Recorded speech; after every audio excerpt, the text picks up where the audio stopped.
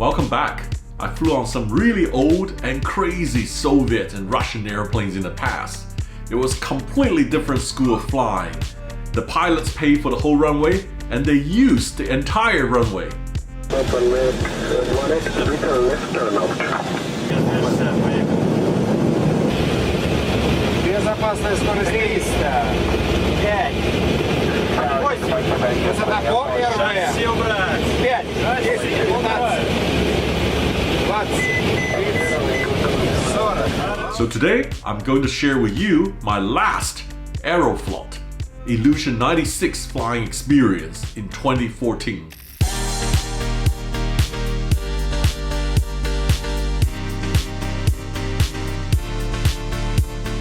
My trip started actually from Oslo, Norway, due to a very cheap tickets. The routing was from Oslo to Moscow to Istanbul. The first sector from Oslo to Moscow was operated by a Sukhoi Superjet SSJ-100. So on this night, there were actually more than 10 aviation enthusiasts joining me on this trip. This was one of the cheapest way to get on the final Ilyushin 96 flight. So that was my first Sukhoi Superjet flight.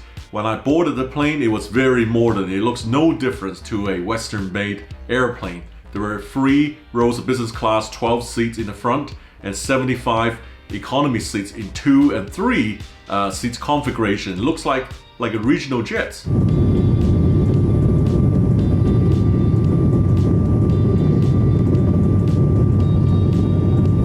On this 2.5-hour overnight flight, we were served a quick snack. As a group of aviation enthusiasts, you can imagine we're very excited to move around the cabin, but the flight attendant would tell you "niet" on anything you ask.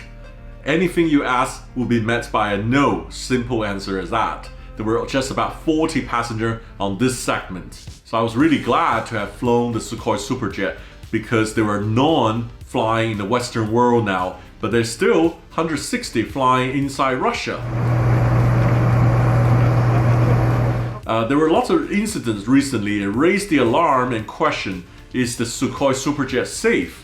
So according to Aerotime, since the Sukhoi Superjet entered commercial service in 2011, the aircraft type has recorded 95 incidents, which 5 of them are major hull losses involving fatalities. Total loss of 89 lives out of 5 fatal incidents. So earlier I spoke with one of the pilots who flies Sukhoi Superjet. He talks about the airplane performance. How long and the distance of the range Sukhoi can fly? Максимальная дистанция, которую может пролететь этот самолет, 7300 километров. Время полета займет порядка 8-9 часов. And also, what is the speed? And also, how high you can fly? Максимальная высота полета эшелон 400, 40 тысяч футов. И средняя скорость в экономичном режиме 850 километров в час. Like Airbus, right? You have table here? No, table? Really?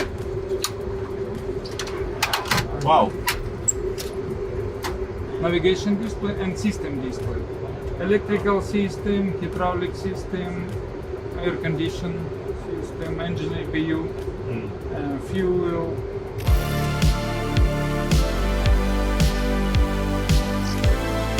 So we had a transit in Moscow Sheremetyevo in the morning. It was very cold. We did some plane spotting through the window. When we arrived at the next flight's gate to Istanbul, we were very relieved because we saw the Ilyushin 96 at the gate. And there was no aircraft change, and this was one of the last Ilyushin 96 service by Aeroflot.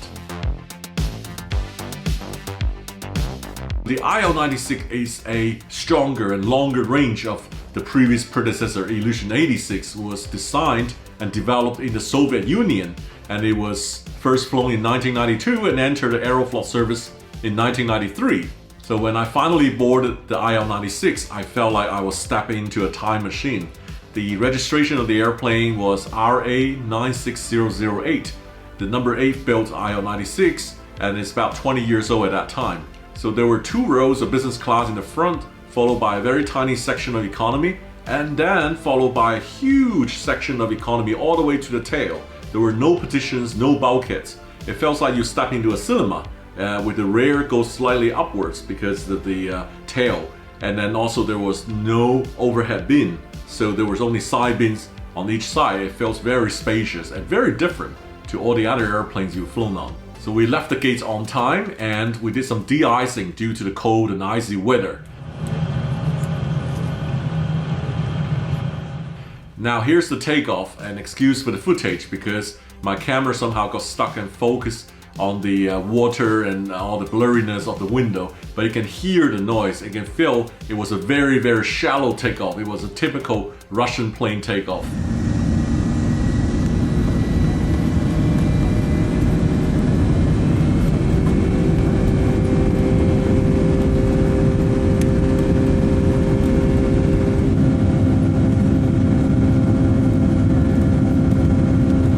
The takeoff wasn't very noisy because it has a modern Perm PS90 engine.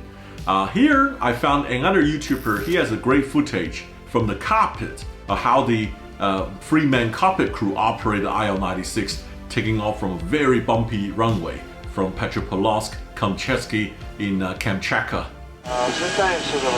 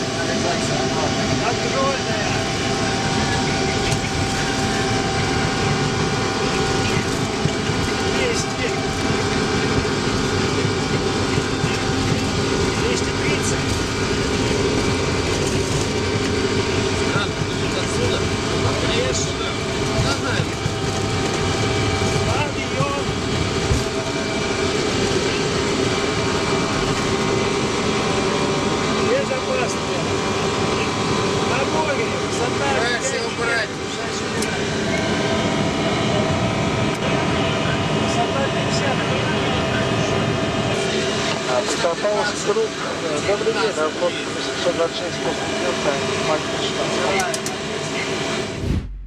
So I would like to share with you the VPN I use. I use Surfshark VPN to avoid internet censorship, to find cheaper travel, and to secure my data. Internet censorship is a huge pain when you go to a country where your social media and emails are blocked. So I use Surfshark VPN to connect to another country to bypass the internet censorship. Even better, I can access all Netflix library with just one Surfshark VPN subscription. With Surfshark VPN's help, there are opportunities to find cheaper travel, cheaper air tickets, cheaper hotel, and cheaper rental car. Simply connect the Surfshark VPN to another country to check the price. As a frequent flyer, I often use public Wi-Fi at the airport or in the hotel. If I want to secure and encrypt my data, I would recommend to use Surfshark VPN. And here's the best deal for my viewers today. Get Surfshark VPN at surfshark.com/Sam. You'll get more than 80% off and 4 additional months of subscription for free. This video is sponsored by Surfshark. So as a flight enthusiast, I keep a passenger logbook. I send the logbook to the cockpit. The captain returned and filled in the following information. We flew at the speed of 850 km/h at a ceiling of 11,000 meters with 253 passengers. And the captain name is Valery Karchenko. And the flight time to Istanbul was 3 hours and 10 minutes.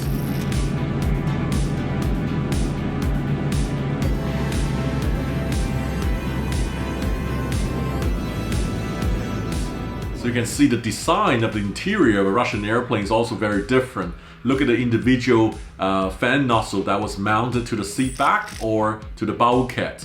I would say the seats are actually quite comfy to the modern day slim seats because these seats are quite thick cushion with lots of good padding. There was a full meal served on this flight, but there wasn't anything to write home with. It was a beef with barley and also with rye bread, a bit of cheese and salmon. It was a typical Russian meal. And what's interesting on the IL-96 was the forward galley. There was an elevator going up and down.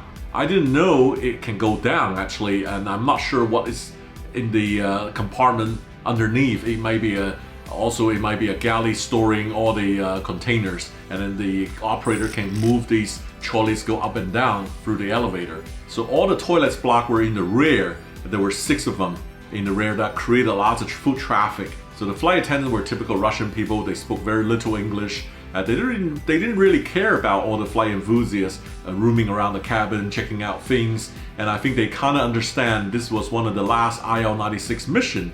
I'm not sure they actually miss about this airplane these days. It was otherwise a pretty uneventful 3-hour flight. Time flew very fast when you're enjoying chatting with all the fellow aviation enthusiasts. We enjoyed the window view in the rest of the time before landing at Istanbul. I remember the landing was coming in at a pretty flat angle, didn't flare so much, it was pretty flat.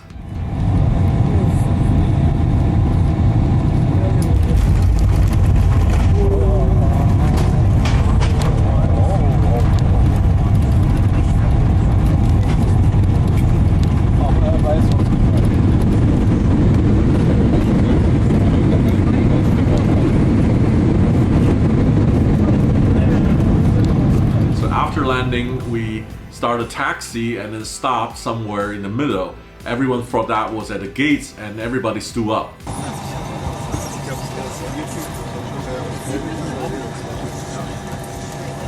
And then they have to make an announcement to everyone sit down and nobody really cared. And then we were just continue taxiing while people just standing up and getting their bags. That was really interesting too.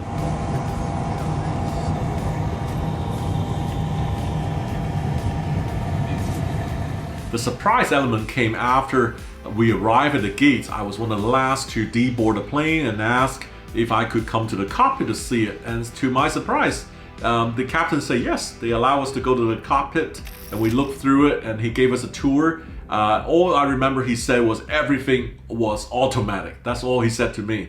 It was not manual, everything was automatic. I asked him how many people flew the plane. He didn't tell you anything else. He just smiled and walked away.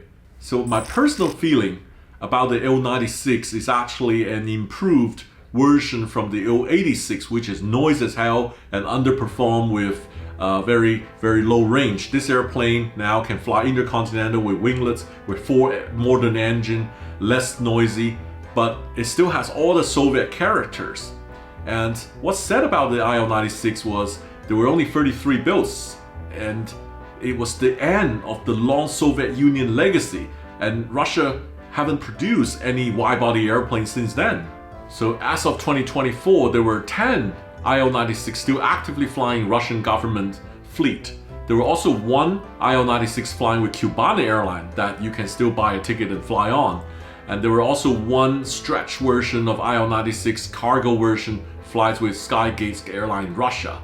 There were also a stretch version of Il-96 400M recently took its maiden flight a couple years ago. It looks promising, but as of now, there are no airlines taking that airplane.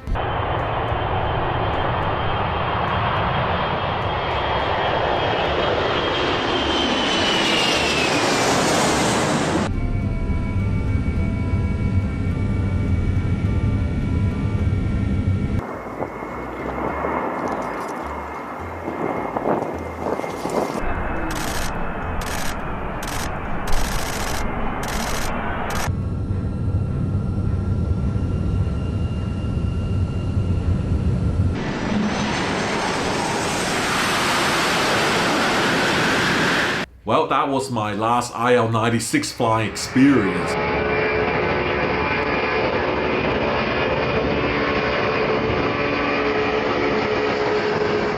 Looking back 20 years ago, I was so active, traveling around the world, flying on all the vintage and old airplanes before they retire and disappear. I'm so glad I still have a lot of footage in my old hard disk to share with you. What type of airplane you would love to see from my content? Let me know in the comments. To end today's video, let's watch a beautiful IL-96 nighttime landing into Moscow Sheremetyevo by Report Aero. Thanks for watching today. Садимся, экипаж. Режим 36. 50. Выключаю. 30 нет. Отключаю. Отключаю. 30, 20. Малый газ. Малый газ. Скорость 200 под 100. Начало торможения. 230. Начало торможения. 220. Нормально?